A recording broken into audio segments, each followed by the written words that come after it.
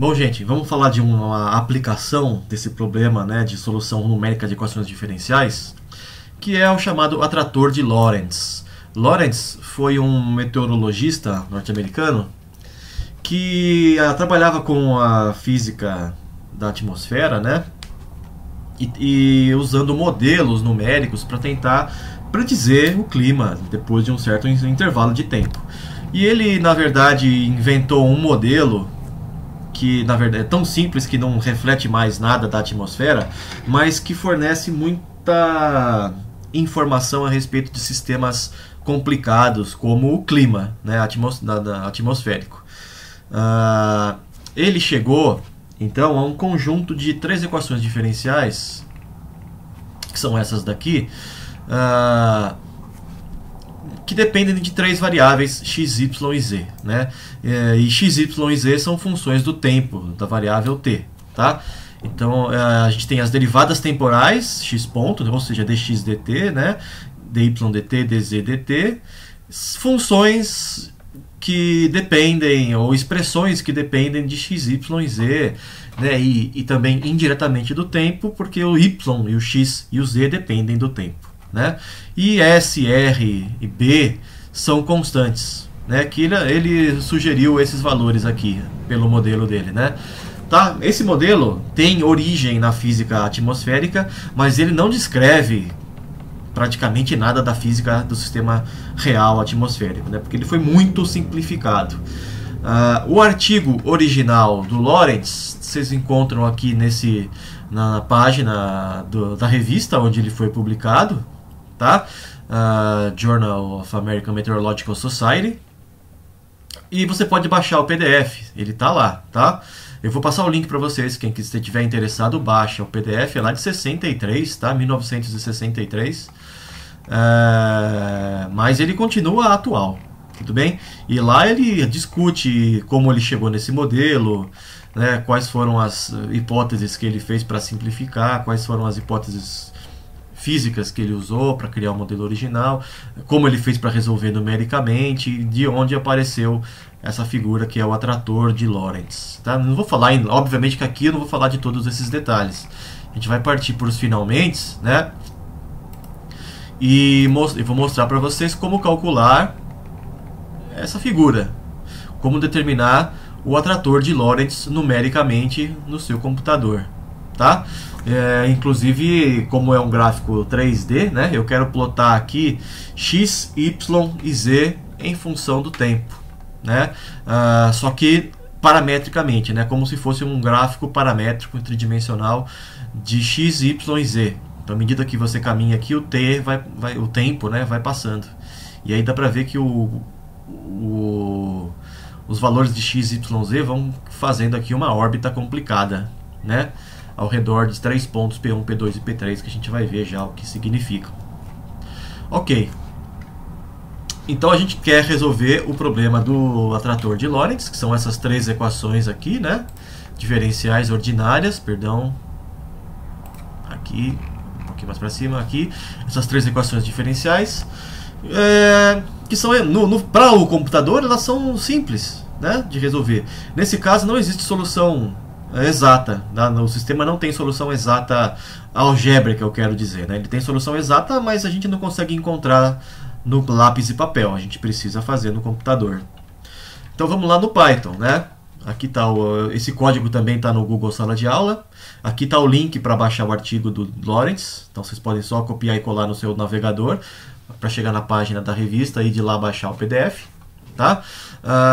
E aqui está o sistema, né? Bom, aqui estão as bibliotecas que eu estou usando, né? NumPy, SciPy Integrate, Matplotlib e uma biblioteca chamada Toolkits Mplot 3D para fazer gráficos tridimensionais, tá? É uma parte da biblioteca Matplotlib.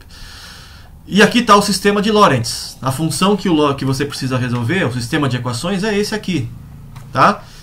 Que está aqui, tá? Em primeiro lugar, eu crio uma variável y, yzão, que contém o xzinho, o yzinho e o zzinho, né?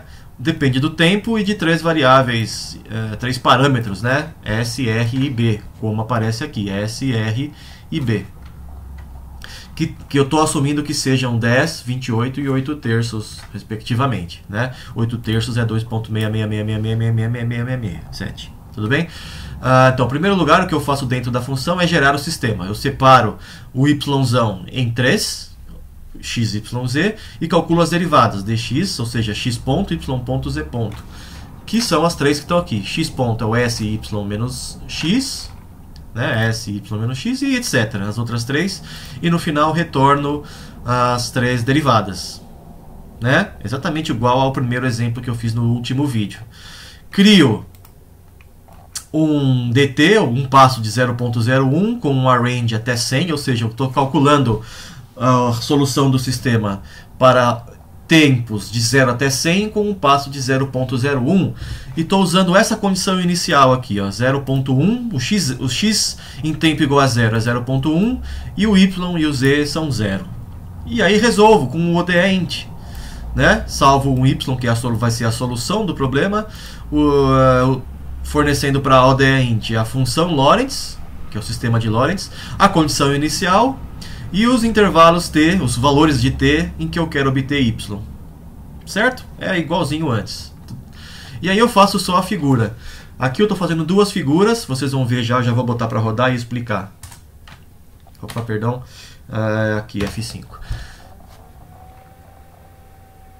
Pronto, gerou duas figuras. Deixa eu minimizar aqui para ficar mais fácil de explicar. A primeira figura, eu estou fazendo o valor da coluna 0, coluna 1 e coluna 2, que são os valores de x, y e z. Tá? Então tá aqui, ó. Esse aqui é o atrator de Lorentz. O outro gráfico, eu estou fazendo y na primeira coluna de y em função do tempo, que é o x. X de t em função do, né, x em função do tempo. Que fica oscilando de forma esquisita, né? Ele começa aqui, ó, em x igual a 0.1, bem perto do 0, 0.1, e vai lá, ou seja, esse ponto aqui é o ponto da condição inicial, né? X igual a 0.1, y e z igual a 0. E o x já começa, bom, o oscilador já começa a ficar brincando ali, né, pelo atrator de Lorentz. Tá? Essa figura tridimensional aqui, ela é iterativa, tá? Interativa. Vocês podem visualizá-la de vários ângulos, tudo bem? Assim, quando vocês gerarem ela aí no computador de vocês, é possível que vocês tenham que baixar o módulo Matplotlib Mplot 3D para conseguir fazer isso, mas eu acho que já vem por padrão com o Matplotlib, tá? De qualquer maneira, está aqui a solução. É uma coisa muito complicada, né? O que são esses pontos que eu falei no começo, na apresentação? Esses pontos P1, P2 e P3 que aparecem no centro desses dois lóbulos, né, ou dessas duas asas da borboleta do atrator de Lorentz, e esse aqui mais embaixo. O que são esses pontos? Esses pontos são chamados de pontos estacionários, tá? Tá explicado aqui no texto da apostila, tá? Mas eles são basicamente os lugares em que as derivadas x, y e z, x ponto, y ponto e z ponto são zero, tá? Se você faz x ponto igual a 0, y ponto igual a 0, z ponto igual a 0 e resolve o sistema para encontrar x, y e z, você vai descobrir as coordenadas desse ponto. Eles são estacionários por quê, né? Porque ali a derivada é zero, né? Significa que se você começa numa condição inicial ali, a partir dali o problema não sai dali mais, né? As coordenadas x, y e z não mudam, porque x muda só se tiver uma derivada x ponto diferente de zero. Concordam comigo ou não? Se a derivada de alguma coisa é zero, essa coisa é constante. Então, se x ponto é zero, x é constante e o x nunca muda. A mesma coisa vale para y e para z.